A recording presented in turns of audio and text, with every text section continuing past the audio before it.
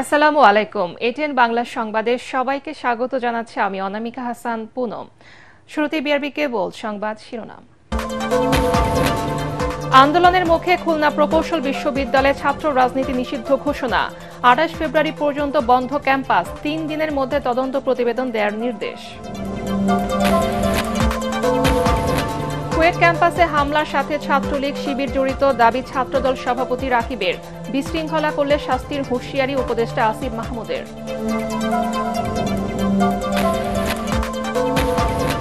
আওয়ামী লীগকে ফেরানো প্রসঙ্গে স্থানীয় সরকার উপদেষ্টার বক্তব্য সরকারের নিরপেক্ষতাকে প্রশ্নবিদ্ধ করেছে অভিযোগ মির্জা ফখরুলের। আবারও ১/১১ স্বপ্ন সফল হবে না। আলোচিত নাইকো দুর্নীতি মামলায় বেগম খালেদা জিয়া সহ ৮ আসামির খালাস। রাজনৈতিক প্রতিহিংসার কারণে এই মামলা আদালতের পর্যবেক্ষণ। শুনছিলেন বিআরবি কেবল সংবাদ শিরোনাম, এবারে বিস্তারিত। আন্দোলনের মুখে ক্যাম্পাসে সব ধরনের রাজনীতি পুরোপুরি নিষিদ্ধ করেছে খুলনা প্রকৌশল ও প্রযুক্তি বিশ্ববিদ্যালয় কর্তৃপক্ষ। এর আগে উপাচার্যের পদত্যাগ সহ ৬ দফা দাবি পূরণ না হওয়ায় কুয়েট ক্যাম্পাসে তালা ঝুলিয়ে দেয় সাধারণ শিক্ষার্থীরা। অপরদিকে ছাত্রদলের কেন্দ্রীয় কমিটির নেতারা ব্রিফিংয়ে দাবি করেছেন নিষিদ্ধ ছাত্র সংগঠন ছাত্রলীগ ও শিবির বৈষম্য বিরোধী ছাত্র আন্দোলনের মিছিলে হামলা করে। এর দায় ছাত্রদলের উপর চাপানোর চেষ্টা করছে। খুলনা প্রতিনিধি SM হাবিবের পাঠানো তথ্য ছবি নিয়ে আরও জানাচ্ছেন রাসনা দাস। খুলনা প্রকৌশল ও প্রযুক্তি বিশ্ববিদ্যালয় কুয়েটে মঙ্গলবার সংঘর্ষের পর থেকে নতুন করে আলোচনায় ক্যাম্পাসে ছাত্র রাজনীতি নিষিদ্ধর বিষয়টি। এর জের ধরে বুধবার দিনভর উত্তপ্ত ছিল কুয়েট ক্যাম্পাস। বিশ্ববিদ্যালয়ের উপাচার্য, উপ উপাচার্য ও ছাত্র সংসদের পরিচালকের পদত্যাগ সহ ৬ দফা দাবি পূরণের আলটিমেটাম শেষে দুপুরে একাডেমিক ও প্রশাসনিক ভবন সহ সব ভবনে তালা ঝুলিয়ে দেন ছাত্রছাত্রীরা। এ সময় একাডেমিক ভবনের সামনে বিক্ষোভ করেন তারা। নতুন ভিসি নিয়োগ না হওয়া পর্যন্ত ক্লাসে না ফেরার ঘোষণা দিয়েছেন শিক্ষার্থীরা। আমরা হল ছেড়ে যাচ্ছি না এই শর্তে, কারণ আমরা চাই কালকে ভিসি স্যার নিয়োগ হয়ে যায়, আমরা পরের দিন থেকে ক্লাস করব। পরে জরুরি সিন্ডিকেট সভায় কুয়েটের একাডেমিক কার্যক্রম ২৮ ফেব্রুয়ারি পর্যন্ত স্থগিত করে বিশ্ববিদ্যালয় কর্তৃপক্ষ। পরে কুয়েটে ছাত্র রাজনীতি বন্ধ করে প্রকৃত দোষীদের খুঁজে বের করতে ৪ সদস্যের তদন্ত কমিটি গঠন সহ ৫টি সিদ্ধান্ত নিয়েছে বিশ্ববিদ্যালয় কর্তৃপক্ষ। ৪টি দাবি পুরোপুরিভাবেই মেনে নেওয়া হয়েছে। ৩ কার্যদিবসের মধ্যে একটা তদন্ত কমিটি করা হয়েছে। এই তদন্ত কমিটি তাদেরকে রিপোর্ট দেবে। এর আগে মঙ্গলবার সংঘর্ষের ঘটনার সুষ্ঠু তদন্তের মাধ্যমে অপরাধীদের বিচারের আওতায় আনার আশ্বাস দেন শিক্ষক ও বিশ্ববিদ্যালয় কর্তৃপক্ষ। অন্যদিকে খুলনা প্রেস ক্লাবে সংবাদ সম্মেলনে কুয়েট শাখা ছাত্রদলের নেতারা অভিযোগ করেন মঙ্গলবার বৈষম্য বিরোধী ছাত্র আন্দোলনের ব্যানারের মিছিল থেকে ছাত্রদলের উপর হামলা করলে স্থানীয়রা তাদের সাথে সংঘর্ষে জড়িয়ে পড়ে। নিষিদ্ধ সংগঠন ছাত্রলীগ ও ছাত্র শিবির সাধারণ শিক্ষার্থী সেজে কুয়েটের ক্যাম্পাসে ঢুকে দখলদারিত্ব করার চেষ্টা করছে বলেও অভিযোগ করেন তারা। গতকালকের এই অনাকাঙ্ক্ষিত ঘটনার সূত্রপাত বৈষম্য বিরোধী ছাত্র আন্দোলনের ব্যানারে একটি মিছিল থেকে রাহুল জাবেদ 2021-22 সেশন, ইফাজ ও ইউসুফ নামক 3 জন ছাত্রদল সমর্থকের উপর অতর্কিত হামলার মধ্য দিয়েই শুরু হয়। ভুক্তভোগীদের বয়ান অনুযায়ী তাদেরকে ধাওয়া দিয়ে ও মারধর করে কুয়েট গেটের বাইরে নিয়ে যাওয়া হয় এবং গেটের কাছে একটি দোকানে আশ্রয় নিলে সেই দোকানদারকেও হেনস্থা করা হয়। যার জবাবে সেই দোকান মালিকের পরিচিত কিছু স্থানীয় লোকজন সশস্ত্র হামলা চালায় সেই মিছিলকারীদের উপর। দফায় দফায় ধাওয়া পাল্টা ধাওয়া চলে, কুয়েটের গেট হয়ে ওঠে এক রণক্ষেত্র। নতুন করে অপ্রীতিকর কোনো ঘটনা এড়াতে ক্যাম্পাসে আইন শৃঙ্খলা বাহিনীর বিপুল সংখ্যক সদস্য মোতায়েন করা হয়েছে। রাসনা দাস, এটিএন বাংলা। নিষিদ্ধ ঘোষিত ছাত্র সংগঠন ছাত্রলীগ ও ছাত্র শিবির কুয়েটে ছাত্রদলের নেতাকর্মীদের উপর হামলা করেছে বলে অভিযোগ করেছে জাতীয়তাবাদী ছাত্রদল। ঢাকা বিশ্ববিদ্যালয়ের টিএসসিতে এক ব্রিফিংয়ে সংগঠনটির সভাপতি রাকিবুল ইসলাম রাকিব এই অভিযোগ করেন। এদিকে অস্ত্র আর চাপাতি হাতে নিয়ে সমাজে অশান্তি করলে দেশে তাদের জায়গা হবে না বলে মন্তব্য করেছেন জাতীয় নাগরিক কমিটির নাসিরউদ্দিন পাটোয়ারি। আর যারা বিশৃঙ্খলা করছে তাদের শাস্তির আওতায় আনা হবে বলে জানিয়েছেন যুব ও ক্রীড়া উপদেষ্টা আসিফ মাহমুদ সজীব ভুইয়া। আরও জানাচ্ছেন ইয়াসিন রানা। খুলনায় কুয়েট ক্যাম্পাসে সাধারণ ছাত্রদের ওপর হামলার ঘটনা নিয়ে রাজধানীর টিএসসিতে সংবাদ সম্মেলন করে জাতীয়তাবাদী ছাত্রদল। সংগঠনের সভাপতি রাকিবুল ইসলাম রাকিব বলেন, শিবিরকে গুপ্ত রাজনীতি ছেড়ে প্রকাশ্যে আসতে হবে। যদি বৈষম্য বিরোধী ছাত্র আন্দোলনের নামে বাংলাদেশের আর কোন শিক্ষা প্রতিষ্ঠানে এ ধরনের বিনা কারণে আমার ছাত্র দলের সমর্থক ও কর্মীদের উপর হামলার ঘটনা ঘটে, তাহলে আমরা আজকের এই সংবাদ সম্মেলন থেকে আপনাদের মাধ্যমে তাদেরকে অবহিত করতে চাই, এই বৈষম্য বিরোধী ছাত্র আন্দোলনকে অবশ্যই দায় নিতে হবে। এদিকে রাজধানীতে এক অনুষ্ঠানে জাতীয় নাগরিক কমিটির আহ্বায়ক নাসির উদ্দিন পাটোয়ারি বলেন, যারা অস্ত্র নিয়ে ক্যাম্পাসে অশান্তি করবে দেশে তাদের জায়গা হবে না। এজন্য কোন রাজনৈতিক দল পক্ষ গোষ্ঠী যদি অস্ত্র নিয়ে আসে আমাদের শান্তি বিনষ্ট করতে চায়, চাপাতে নিয়ে এসে শান্তি বিনষ্ট করতে চায়, যেটা গতকালকে আমরা ক্যাম্পাস খুলনা বিশ্ববিদ্যালয় থেকে দেখেছিলাম, ওদের রাজনীতি তাদেরকে আওয়ামী লীগ থেকে শিক্ষা নেওয়ার জন্য বলবো। আওয়ামী লীগের রাজনীতি করে বাংলাদেশে প্রতিষ্ঠা হতে পারে নাই। বাংলাদেশের কোন পক্ষ গোষ্ঠী বা রাজনৈতিক দল যদি একই ধারা রাজনীতি বাংলাদেশে এস্টাবলিশ করতে চায়, তাদের ভবিষ্যৎ বাংলাদেশে কোনো জায়গা হবে না। এ সময় দেশকে স্থিতিশীল রাখতে সবাইকে ঐক্যবদ্ধ থাকার আহ্বান জানান উপদেষ্টা মাহফুজ আলম। বাংলাদেশের শান্তি শৃঙ্খলা রক্ষায় অবশ্যই আপনাদেরকে অবদান রাখতে হবে। একটি স্থিতিশীল এবং শান্তিপূর্ণ বাংলাদেশের পক্ষে অবদান রাখতে হবে এবং ইনসাফের পক্ষে লড়াই জারি রাখতে হবে। আদমজী স্কুল অ্যান্ড কলেজের তারুণ্যের উৎসবে উপদেষ্টা আসিফ মাহমুদ সজীব ভুইয়া বলেন, শিক্ষা প্রতিষ্ঠানে যারা বিশৃঙ্খলা করবে তাদের শাস্তির আওতায় আনা হবে। ফ্যাসিবাদের সময় যে ইভিল প্র্যাকটিসগুলো ছিল, ক্যাম্পাসে ছাত্রদের উপর নিপীড়ন, নির্যাতন, গেস্টরুম, গণরুমের মতো যেই বিষয়গুলো ছিল, ছাত্র রাজনীতির যেই নেতিবাচক দিকগুলো ছিল, সেগুলো আর কখনোই ফিরে না আসুক এবং সেটা ফিরে না আসার জন্য সকল ছাত্র সংগঠন থেকে শুরু করে রাজনৈতিক সংগঠন সকলের প্রতি আমার আহ্বান থাকবে। এ সময় আওয়ামী লীগকে নিষিদ্ধ নয়, নির্মূল করতে আইনি পদক্ষেপ নেওয়া হবে বলেও জানান উপদেষ্টা আসিফ মাহমুদ। ইয়াসিন রানা, এটিএন বাংলা, ঢাকা। অন্তর্বর্তী সরকারের কিছু কর্মকাণ্ডের কারণে নির্বাচন আয়োজন নিয়ে জনমনে সন্দেহ তৈরি হয়েছে বলে মন্তব্য করেছেন বিএনপি মহাসচিব মির্জা ফখরুল ইসলাম আলমগীর। রাজধানীতে এক অনুষ্ঠানে তিনি হুঁশিয়ার করে বলেন, আবারও কেউ ১-১১ চাইলে তা সফল হবে না। স্থানীয় সরকার উপদেষ্টার মন্তব্যের সমালোচনা করে তিনি বলেন, তারা নিজেদের স্বার্থে ফ্যাসিস্টদের জায়গা করে দিতে চায়। কামরুজ্জামান রাজীবের রিপোর্ট। রাজধানীর কৃষিবিদ ইনস্টিটিউট মিলনায়তনে মহানগর ছাত্র দলের নতুন সদস্য সংগ্রহ ও সদস্য নবায়ন কর্মসূচির উদ্বোধন করেন বিএনপি মহাসচিব মির্জা ফখরুল ইসলাম আলমগীর। গণ অভ্যুত্থান পরবর্তী বাংলাদেশে নতুন ধারার রাজনীতি শীর্ষক আলোচনা সভায় দলের শীর্ষ নেতারা বলেন, বল প্রয়োজন নয়, জ্ঞান ভিত্তিক গঠনমূলক রাজনীতি করতে হবে। বলেন, বিএনপির সুনাম নষ্টের চক্রান্ত চলছে, অনুপ্রবেশকারীদের বিষয়ে সতর্ক থাকতে হবে। আপনাদেরকে অবশ্যই সতর্ক হতে হবে যে আপনারা কাদেরকে ওই দরজা দিয়ে প্রবেশ করানোর জন্য আপনারা জায়গা ঠিক করে দিচ্ছেন। এ সময় বাংলাদেশ বিনির্মাণে ছাত্র রাজনীতির গুরুত্ব তুলে ধরে বিএনপি মহাসচিব বলেন, ছাত্রদের আত্মত্যাগ ব্যর্থ হতে দেয়া যাবে না। মির্জা ফখরুল বলেন, স্বৈরাচারের পতনের পর মানুষের প্রত্যাশা অনুযায়ী নির্বাচন দিতে বিএনপি অন্তর্বর্তী সরকারকে সহযোগিতা করবে, কিন্তু নানা কারণে তাদের আন্তরিকতা নিয়ে সংশয় তৈরি হয়েছে। দল তৈরি করবেন, স্বাগত জানাবো, তার অর্থ এই নয় যে আপনারা সরকারে বসে সরকারের সমস্ত সুযোগ সুবিধা নিয়ে আপনারা আপনাদের দল গঠন করবেন, সেটা কখনোই মেনে নেওয়া হবে না। আমি আবারও বলতে চাই অন্তর্বর্তীকালীন সরকারকে এবং সরকার প্রধানকে যে আপনি অবিলম্বে এই বিষয়গুলো ব্যবস্থা নিন, তাহলে জনগণের যে আস্থা আপনাদের উপরে আছে সে আস্থাও আপনাদের উপরে আর থাকবে না। অন্তর্বর্তী সরকারের নিরপেক্ষতা নিয়ে প্রশ্ন তুলে মির্জা ফখরুল বলেন, তারা সরকারে থেকে দল গোছাতে অপকৌশলের আশ্রয় নিচ্ছে। স্থানীয় সরকার উপদেষ্টার কথায় প্রমাণিত হয়েছে তারা ফ্যাসিস্টদের পুনর্বাসন করতে চায়। স্থানীয় সরকার উপদেষ্টা যিনি আছেন তিনি বলেছেন, ফ্যাসিস্টদের লোকেরা যদি কেউ মাপ চেয়ে নির্বাচনে অংশ নিতে চায় তাহলে তারা অংশ নিতে পারবে। এর থেকে এটাই প্রমাণিত হয়েছে যে তারা এখন তাদের নিজেদের স্বার্থে ওই ফ্যাসিস্টদেরকেও তারা জায়গা দিতে চায়। তার মানে কি আমরা এটা মনে করব যে তারা সরকারে থেকে তাদের দল গোছানোর জন্য তারা বিভিন্ন রকম কৌশল নিচ্ছেন? সেই কৌশল নিলে তো আমরা তা হতে দেব না। গণতন্ত্রকে বিসর্জন দিয়ে ১/১১ চিন্তা করলে পরিণতি ভালো হবে না বলেও হুঁশিয়ার করেন বিএনপি মহাসচিব। কামরুজ্জামান রাজীব, এটিএন বাংলা, ঢাকা। নাইকো দুর্নীতি মামলায় বিএনপি চেয়ারপারসন বেগম খালেদা জিয়া সহ ৮ আসামির সবাইকে খালাস দিয়েছেন আদালত। সকালে ঢাকার বিশেষ জজ আদালত ৪-এর বিচারক রুবিউল আলম এ রায় ঘোষণা করেন।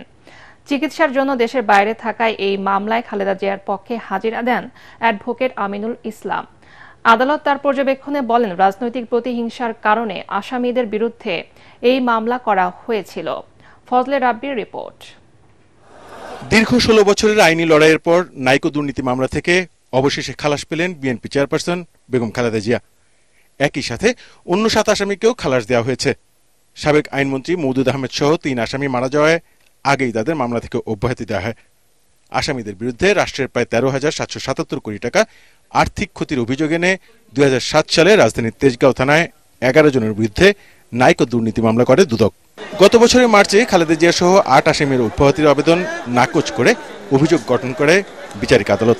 মামলায় রয়্যাল কানাডিয়ান পুলিশের ২ সদস্য সহ মোট ৩৯ জনের সাক্ষ্য গ্রহণ করা হয়, কিন্তু আসামিদের বিরুদ্ধে অভিযোগ প্রমাণিত না হয় তাদের খালাস দেওয়া হয়েছে। রয়্যাল কানাডিয়ান মাউন্টেড পুলিশ ২ জন সদস্য এসেছিল, তারা কিন্তু বেগম জিয়ার বিরুদ্ধে কোনো অভিযোগ করেন নাই, বরঞ্চ ওই ২ জন সাক্ষী বরঞ্চ শেখ হাসিনার বিরুদ্ধেই কথা বলে গেছে। এবং এই মামলার যিনি বাদী ছিলেন মাহবুবুল ইসলাম, তিনিও তার জবানবন্দির মধ্যে শেখ হাসিনার বিরুদ্ধেই সাক্ষ্য দিয়েছেন। সর্বশেষ এই মামলার যিনি তদন্তকারী কর্মকর্তা সাইদুর রহমান, তিনিও যে সাক্ষ্য দিয়েছেন সেই সাক্ষীর মধ্যে পরিষ্কার করে বলছে যে বেগম খালেদা জিয়া কোনো সারসংক্ষেপ অনুমোদন দেন নাই। আদালত তার পর্যবেক্ষণে বলেছে, রাজনৈতিক উদ্দেশ্যেই এই মামলা করা হয়েছিল। বেগম খালেদা জিয়ার বিরুদ্ধে ৩৯ জন সাক্ষীর একজনেও বেগম খালেদা জিয়ার বিরুদ্ধে কোনো সাক্ষ্য দেন নাই, একজনেও দেন নাই। এবং এই মামলার মধ্যে গত ১৬ বছর বেগম খালেদা জিয়াকে অপমান অপদস্থ করবার জন্য, শুধুমাত্র রাজনৈতিকভাবে তাকে মাইনাস করবার জন্য এই মিথ্যা মামলাটা দিয়েছিল। আজকে মাননীয় আদালত আজকে রায়ের মধ্য দিয়ে বেগম খালেদা জিয়াকে খালাস দিয়েছেন, পাশাপাশি অন্য সকল আসামিকেও খালাস দিয়েছেন। আসামি পক্ষের আইনজীবীরা জানান, রাজনৈতিক উদ্দেশ্যে সাবেক প্রধানমন্ত্রী বেগম খালেদা জিয়াকে দীর্ঘ ১৬ বছর ধরে হয়রানি করা হয়। মামলার বাদী দুদক কর্মকর্তা মাহবুবুল আলমের শাস্তি দাবি করেন তারা। ফজলে রাব্বি, এটিএন বাংলা, ঢাকা। ২৭তম বিসিএসে নিয়োগ বঞ্চিত ১,১৩৭ জনের চাকরি ফেরত চেয়ে আপিল শুনানি শেষ হয়েছে। এ বিষয়ে কাল রায় দেবেন আপিল বিভাগ। সকালে প্রধান বিচারপতি ডক্টর সৈয়দ রেফাত আহমেদের নেতৃত্বে ৫ বিচারপতির আপিল বেঞ্চ শুনানি শেষে রায়ের দিন ধার্য করেন। আদালতে আবেদনকারীদের পক্ষে শুনানি করেন জ্যেষ্ঠ আইনজীবী ব্যারিস্টার সালাউদ্দিন দোলন। রাষ্ট্রপক্ষে শুনানি করেন অতিরিক্ত অ্যাটর্নি জেনারেল ব্যারিস্টার অনিক আর হক।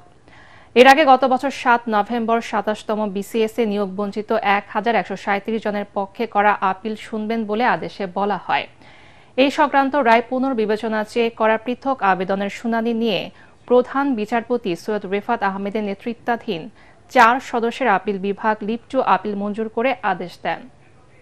২১শে ফেব্রুয়ারি আন্তর্জাতিক মাতৃভাষা দিবস উপলক্ষে একটি স্মারক ডাক টিকিট, একটি উদ্বোধনী খাম ও একটি সিলমোহর অবমুক্ত করেছেন প্রধান উপদেষ্টা প্রফেসর ড মোহাম্মদ ইউনূস। বুধবার তেজগাঁওয়ে প্রধান উপদেষ্টার কার্যালয়ে এই স্মারক ডাক টিকিট অবমুক্ত করেন তিনি। এ সময় তথ্য, ডাক ও টেলিযোগাযোগ উপদেষ্টা নাহিদ ইসলাম উপস্থিত ছিলেন। এছাড়াও একই সময় ৭ম জাতীয় কমডেকা ২০২৫ উদযাপন উপলক্ষে একটি স্মারক ডাক টিকিট, একটি উদ্বোধনী খাম ও একটি সিলমোহর অবমুক্ত করেন প্রধান উপদেষ্টা। এদিকে প্রধান উপদেষ্টার সভাপতিত্বে অনুষ্ঠিত হয়েছে উপদেষ্টা পরিষদের সভা। এইচএসসি ও সমমানের পরীক্ষার রুটিন প্রকাশ করা হয়েছে। সূচি অনুযায়ী আগামী ২৬ জুন থেকে শুরু হবে পরীক্ষা, শেষ হবে ১০ আগস্ট। আর ব্যবহারিক পরীক্ষা ১১ আগস্ট শুরু হয়ে শেষ হবে ২১ আগস্ট। বিকেলে আন্তঃশিক্ষা বোর্ড পরীক্ষা নিয়ন্ত্রক কমিটির সভাপতি ও ঢাকা শিক্ষা বোর্ডের পরীক্ষা নিয়ন্ত্রক অধ্যাপক এস.এম. কামাল উদ্দিন হায়দার সই করা রুটিন প্রকাশ করা হয়। পরীক্ষা শুরুর ৩০ মিনিট আগে অবশ্যই পরীক্ষার্থীদের কক্ষে আসন গ্রহণ করতে বলা হয়েছে।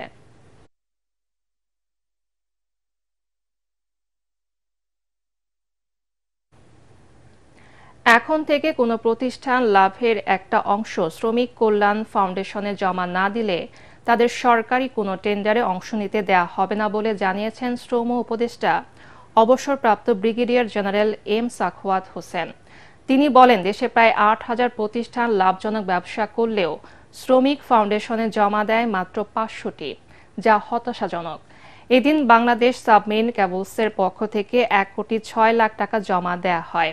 শ্রম সচিব জানান, শ্রমিক কল্যাণ ফাউন্ডেশনে ১১০০ কোটি টাকা আছে, যা শ্রমিকদের কল্যাণে ব্যয় করা হয়। আগে স্বজনপ্রীতি হলেও এখন অনলাইনে স্বচ্ছভাবে বিতরণ করা হবে। বাংলাদেশে বিশাল বিশাল কনস্ট্রাকশন কোম্পানি আছে, যারা হাজার কোটি টাকার কাজ করেছে এবং করে যাচ্ছে। তারা কেন নাই, তারা কেন তাদের প্রফিট থেকে কন্ট্রিবিউট করে না, এটা আমার কাছে একটু প্রথমে একটা খটকা লাগলো। তারপরে আমরা ডিসিশন নিলাম যে এদেরকেও এর আওতায় আনতে হবে। ইনারা যদি ল্যান্ডলিস্টেড না হন, বিশেষ করে বড় কোম্পানি, সরকারি কোনো টেন্ডারে তারা পার্টিসিপেট করতে পারবেন না। এটা এটা এটা যদি সরকার সিদ্ধান্ত নেয় তাহলে তাই হবে। দীর্ঘদিন আটকে থাকা ইতালি গমনিচ্ছুক বাংলাদেশি কর্মীদের ভিসা আবেদনের বিষয়ে দ্রুত সিদ্ধান্ত নেয়ার আশ্বাস দিয়েছেন দেশটির সফররত পররাষ্ট্র ও আন্তর্জাতিক সহযোগিতা উপমন্ত্রী মারিয়া ত্রিপদী। রাজধানীর সেগুনবাগিচায় পররাষ্ট্র মন্ত্রণালয়ে উপদেষ্টা তৌহিদ হোসেনের সাথে সৌজন্য সাক্ষাতে তিনি আশা প্রকাশ করে বলেন, ব্যবসা বাণিজ্য এবং প্রতিরক্ষা খাতে দুদেশের সহযোগিতা আরও প্রসারিত হবে। এছাড়া অবৈধ অভিবাসন কমাতে এবং অভিবাসন সহজ করতেও একমত হয়েছে ঢাকা রোম। 2 দিনের ঢাকা সফরে এসেছেন মারিয়া ত্রিপদী। 21 থেকে 24 ভাষা ও প্রতিরোধের স্মৃতি শিরোনামে 3 দিন ব্যাপী চিত্র প্রদর্শনী চলছে ঢাকা বিশ্ববিদ্যালয়ে। মল চত্বরে দুপুর 12টা থেকে বিকাল 4টা পর্যন্ত সর্বসাধারণের জন্য উন্মুক্ত রয়েছে প্রদর্শনী। আগামীকাল বিকেলে শেষ হবে এই আয়োজন। প্রদর্শনীতে 52 এর ভাষা আন্দোলনের বিভিন্ন দুর্লভ ছবি স্থান পেয়েছে। 21 নিয়ে লেখা প্রথম কবিতা মাহবুব উল আলম চৌধুরীর কাঁদতে আসেনি, ফাঁসির দাবি নিয়ে এসেছি। এর উল্লেখযোগ্য উক্তি আর ছবিতে ব্যতিক্রমী প্রদর্শনীটি দেখতে ভিড় করছেন বিশ্ববিদ্যালয়ের বিভিন্ন বিভাগের শিক্ষার্থীরা। আলোকচিত্রে ফুটে উঠেছে জুলাই বিপ্লবের খণ্ডচিত্র। এবারে আল আরাফা ইসলামী ব্যাংক অর্থ সংবাদ।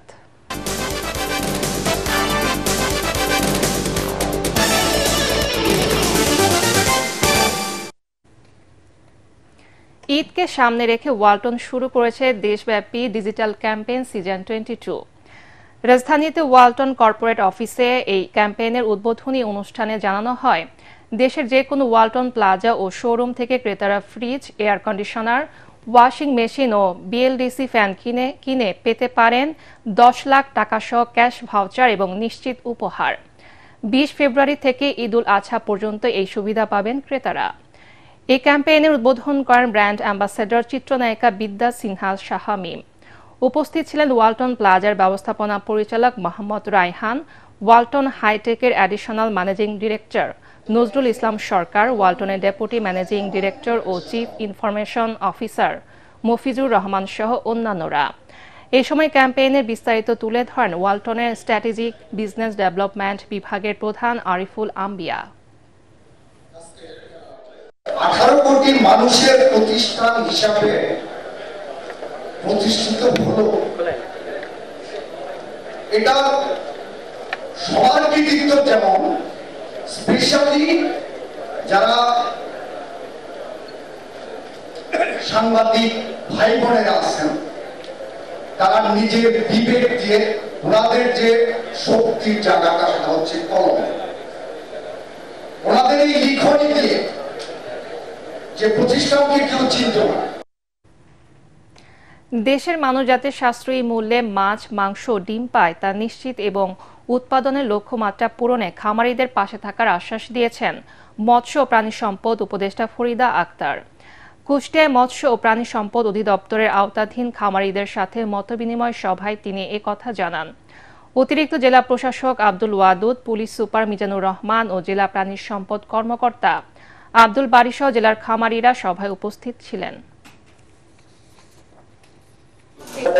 মাছ তো আপনি আপনার টেবিলে আসবে না, ওটা মৎস্যজীবীরা বা খামারিরা না করলে তার মাংসটা আসবে না, ডিমটা আসবে না। তার মানে যারা এগুলো কাজ করছেন, তাদেরকেও সুযোগ সুবিধা দেয়া, তাদেরকেও রক্ষা করা একই সাথে এই মন্ত্রণালয়ের কাজ। এবারে আন্তর্জাতিক সংবাদ।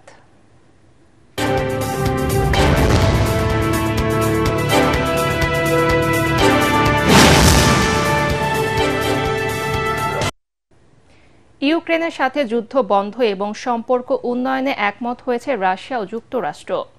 ইউক্রেনকে ছাড়াই সৌদি আরবে দুদেশের শীর্ষ কর্মকর্তাদের বৈঠকের মাধ্যমে একটি শান্তি চুক্তিতে পৌঁছানোর আশা করছেন তারা। এই আলোচনায় ইউক্রেন ও ইউরোপকে দূরে রাখার অভিযোগ নাকচ করেছে যুক্তরাষ্ট্র। এদিকে যুক্তরাষ্ট্র রাশিয়া বৈঠকের খবরে সৌদি সফর স্থগিত করেছেন ইউক্রেনের প্রেসিডেন্ট জেলেনস্কি।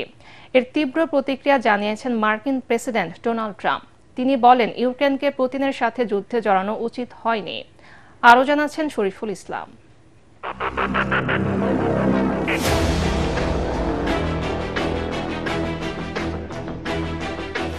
প্রায় ৩ বছর ধরে রাশিয়া ইউক্রেন যুদ্ধ চলছে। এতে হাজার হাজার মানুষের প্রাণহানি ও ধ্বংসযজ্ঞ হলেও সংঘাত থামানোর উদ্যোগ নেয়নি কোনো দেশ। উল্টো বাইডেন প্রশাসন ও ইউরোপের নেতারা ইউক্রেনকে সহায়তা করে উস্কে দিয়েছেন পুতিনকে। তবে এই প্রথম যুদ্ধ বন্ধে আলোচনায় বসল ওয়াশিংটন ও মস্কো। যদিও সেখানে রাখা হয়নি ইউক্রেনকে, আমন্ত্রণ পায়নি জেলেনস্কির মিত্র দেশগুলোও। সৌদি আরবের রাজধানী রিয়াদে যুক্তরাষ্ট্র ও রাশিয়ার প্রতিনিধিদের 4.5 ঘণ্টা ধরে চলে রুদ্ধদ্বার বৈঠক। এতে নেতৃত্ব দেন রুশ পররাষ্ট্রমন্ত্রী সের্গেই ল্যাভরভ এবং মার্কিন পররাষ্ট্রমন্ত্রী মার্কো রুবিও। রাশিয়ার সাথে ইউক্রেনের প্রাণঘাতী সংঘাত বন্ধ অনেকটা কঠিন হলেও এটি গুরুত্বপূর্ণ যাত্রার প্রথম ধাপ বলে দাবি মার্কিন কর্মকর্তাদের। খুব গুরুত্বপূর্ণ আলোচনা হয়েছে। দুপক্ষই ওয়াশিংটনে মস্কোতে দূতাবাস খোলা ও কর্মীদের ফিরিয়ে নেওয়া এবং ইউক্রেনের শান্তি আলোচনা এগিয়ে নিতে একমত হয়েছে। আশা করি দ্রুতই একটি ভালো সমাধান দেখতে পাবে বিশ্ব।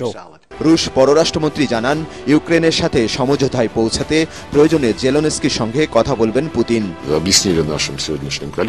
পুতিন নিজেই বলেছেন, দরকার হলে জেলেনস্কির সঙ্গে তিনি আলোচনা করতে প্রস্তুত। তবে ইউক্রেনে তার বৈধতা নিয়ে প্রশ্ন উঠেছে। তারপরও যে কোনো সমঝোতার জন্য আলোচনা দরকার। শান্তি আলোচনায় ইউক্রেন ও ইউরোপকে দূরে ঠেলে দেওয়ার অভিযোগ নাকচ করেছে যুক্তরাষ্ট্র। এ নিয়ে পাল্টা প্রতিক্রিয়া জানিয়েছেন প্রেসিডেন্ট ডোনাল্ড ট্রাম্প। ইউক্রেনকে রাশিয়ার সঙ্গে যুদ্ধে জড়ানো উচিত হয়নি বলেও মন্তব্য করেন তিনি। আমি খুবই হতাশ। 3 বছর ধরে যুদ্ধ চলছে। আমি এতদিন প্রেসিডেন্ট থাকলে তা কখনোই হতে দিতাম না। দ্বিতীয় বিশ্বযুদ্ধের পর এত মানুষকে মরতে দেখিনি। খুব সহজেই এই লড়াই বন্ধ করা যেত। বাইডেন আলোচনার উদ্যোগ নিলে পুতিন কখনোই যুদ্ধ চালিয়ে যেতেন না। এই লড়াই বন্ধ করার ক্ষমতা আমার আছে। এদিকে রিয়াদে যখন রাশিয়া ও যুক্তরাষ্ট্রের মধ্যে আলোচনা চলে, ঠিক সেই মুহূর্তে সৌদি আরব সফর বাতিল করে তুরস্কে যান ইউক্রেনের প্রেসিডেন্ট জেলেনস্কি। সেখানে বৈঠক করেন প্রেসিডেন্ট এরদোয়ানের সঙ্গে। রিয়াদে রাশিয়া আমেরিকার বৈঠকটি আমাদের জন্য বিস্ময়কর। এতে আমাদের কোনো যায় আসে না। আমার অবস্থান সম্পূর্ণ সৎ ও খোলামেলা। এখন আমি সেখানে যাব না। সৌদি যুবরাজ সালমানের সঙ্গে আমার খুব ভালো সম্পর্ক। আশা করি 10 মার্চ সরকারি সফরে যাব। দীর্ঘ 3 বছর পরে হলেও রাশিয়া ইউক্রেন যুদ্ধ বন্ধে আশার আলো দেখছেন অনেকে।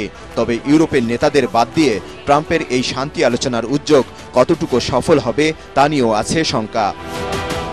শরীফুল ইসলাম, এটিএন বাংলা। রংপুরের রাস্তায় আলু ফেলে প্রতিবাদ কর্মসূচি পালন করেছেন চাষিরা। হিমাগারে প্রতি কেজি আলুর ভাড়া 8 টাকার পরিবর্তে 1.5 টাকা নির্ধারণ, উৎপাদন খরচের চেয়ে বাজার মূল্য কম থাকায় কৃষকদের ক্ষতিপূরণ প্রদান এবং সরকারি উদ্যোগে বিদেশে আলু রপ্তানির দাবিতে এই কর্মসূচি পালন করা হয়।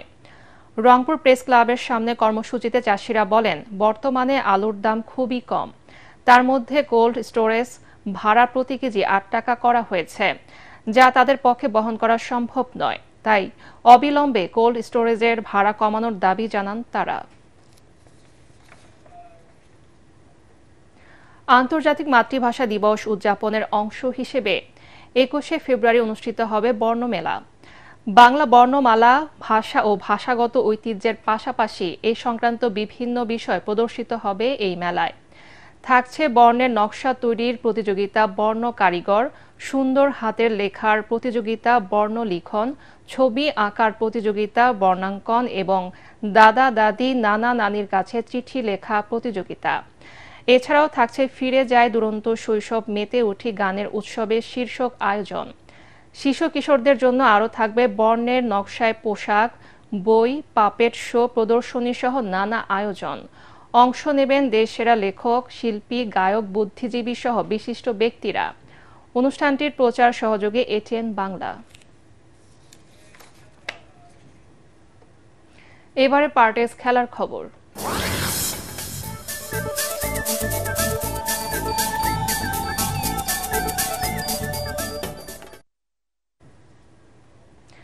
ভারতের বিপক্ষে ম্যাচ দিয়ে কাল আইসিসি চ্যাম্পিয়ন্স ট্রফি মিশন শুরু করবে বাংলাদেশ। ম্যাচ পূর্ববর্তী সংবাদ সম্মেলনে অধিনায়ক নাজমুল হোসেন শান্ত বলেন, প্রতিপক্ষের শক্তিমত্তা নিয়ে ভাবছে না তারা, নিজেদের সেরাটা দেওয়ার লক্ষ্য নিয়েই খেলবেন। অন্যদিকে ভারতের মিশন তৃতীয় শিরোপা জয়। বৃহস্পতিবার দুবাইয়ে বিকেল ৩টায় শুরু হবে ম্যাচটি। রিপোর্ট করছেন এস.এম. আশরাফ।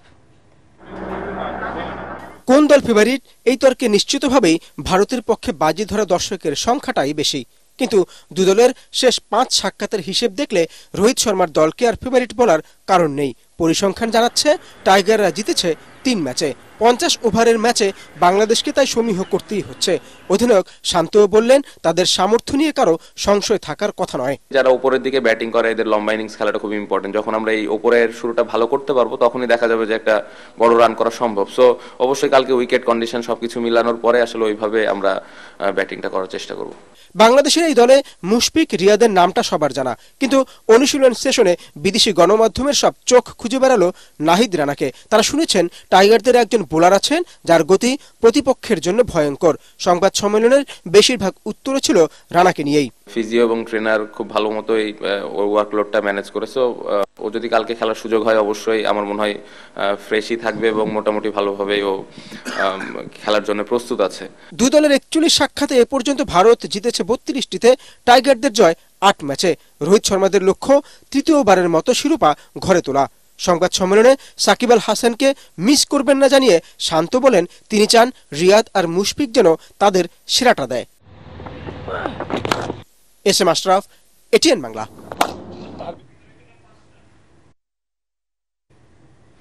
উইল ইয়ং এবং টম লেদামের সেঞ্চুরিতে আইসিসি চ্যাম্পিয়ন্স ট্রফির উদ্বোধনী ম্যাচ জয়ে স্বাগতিক পাকিস্তানকে 321 রানের টার্গেট দিয়েছে নিউজিল্যান্ড। শেষ খবর পাওয়া পর্যন্ত মোহাম্মদ রিজওয়ানের দলের সংগ্রহ বিনা উইকেটে 5 রান।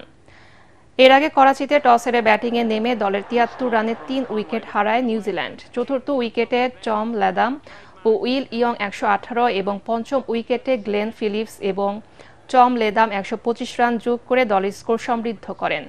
লেদাম 118 এবং উইল ইয়ং 107 রান করেন। তাদের জোড়া সেঞ্চুরিতে 5 উইকেটে 320 রানের চ্যালেঞ্জিং স্কোর গড়ে নিউজিল্যান্ড। পাকিস্তানি বোলারদের মধ্যে হারিস রৌফ ও নাসিম শাহ 2টি করে উইকেট তুলে নেন।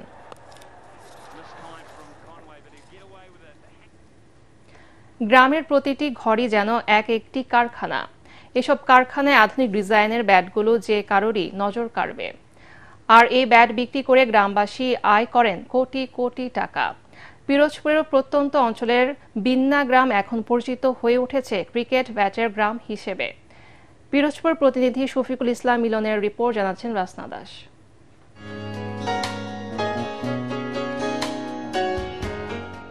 ব্যাট ছাড়া যেমন ক্রিকেট খেলা সম্ভব নয়, ঠিক তেমনি বাংলাদেশের বিন্না গ্রাম ছাড়া ক্রিকেট ব্যাটের কথা চিন্তাও করা যায় না। তাই ব্যাট আর বিন্না যেন একই মুদ্রার এপিটোপিট। পিরোজপুরের নেসারাবাদ উপজেলার বলদিয়া ইউনিয়নের বিন্না গ্রাম পরিচিত হয়ে উঠেছে ক্রিকেট ব্যাটের গ্রাম হিসেবে। এখানে রয়েছে 200-এরও বেশি ব্যাট তৈরির কারখানা। প্রায় প্রতিটি ঘরেই তৈরি হচ্ছে ব্যাট। সৃষ্টি হচ্ছে শত শত নারী পুরুষের কর্মসংস্থান। এখানে প্রায় 150-200 মতো কারখানা আছে আমাদের এলাকায়। এই জায়গায় আপনার কয়েক লক্ষ ব্যাট দেয়া কাটা হয়। আমাকে পড়ালেখা অনেক গরিব ছিল ভিন্ন এলাকা, এই ব্যাট বানাই অনেক মানুষ উন্নতি হয়েছে, অনেক বিল্ডিং আছে, অনেক জায়গা জমি আছে, খাইলে অনেক ভালো আছে। দামে কম আর নরম কাঠ দিয়ে তৈরি করা এই ব্যাটগুলোর দেশের বাজারে চাহিদা ব্যাপক। তবে এগুলো আন্তর্জাতিক ম্যাচ খেলার উপযোগী নয়। কারিগররা বলছেন যথাযথ কাঠের অভাব আর আন্তর্জাতিক মান অনুযায়ী কাঠ প্রস্তুত করতে না পারায় সম্ভব হচ্ছে না বিশ্বমানের ব্যাট তৈরি।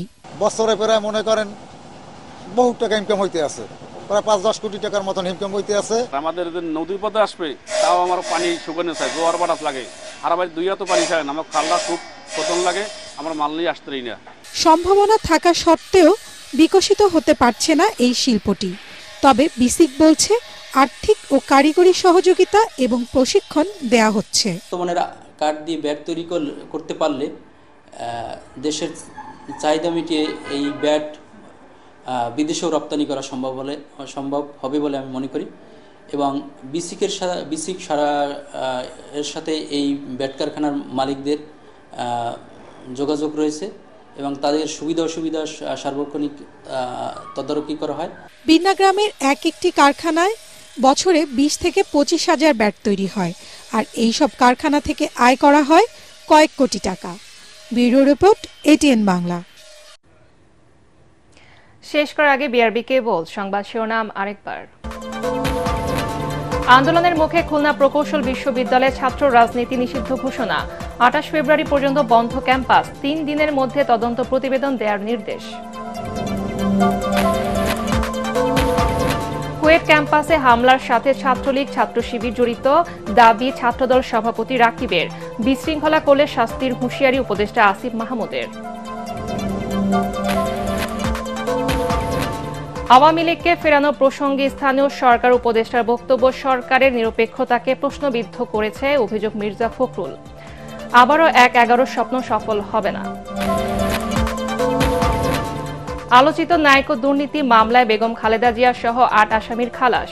রাজনৈতিক প্রতিহিংসার কারণে এই মামলা, আদালতের পর্যবেক্ষণ। পরবর্তী সংবাদ দেখার আমন্ত্রণ জানিয়ে এখনকার মতো শেষ করছি। ATN বাংলা সংবাদ ইউটিউবে দেখতে ব্রাউজ করুন, youtube/ATN বাংলা নিউজ। ধন্যবাদ সবাইকে।